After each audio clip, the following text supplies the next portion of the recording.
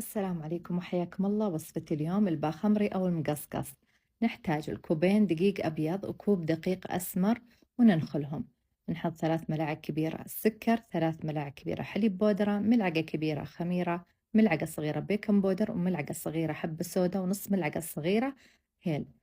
بعدين نضيف ربع كوب زيت ونضيف الماء بالتدريج تقريبا من كوب إلى كوب وربع.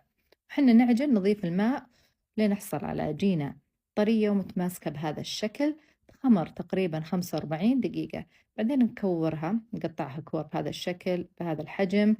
وتقريبا من 8 إلى 10 كور، ونفردها بهذه الطريقة ونقطعها. وشوفوا كيف سمكها. بعد كذا نقليها بالزيت الحامي والغزير، ونرشها بهذه الطريقة بالزيت كذا عشان تنتفخ أو تتحمر. شوفوا كيف الجمال تبارك الرحمن. بعدين عاد نقدمها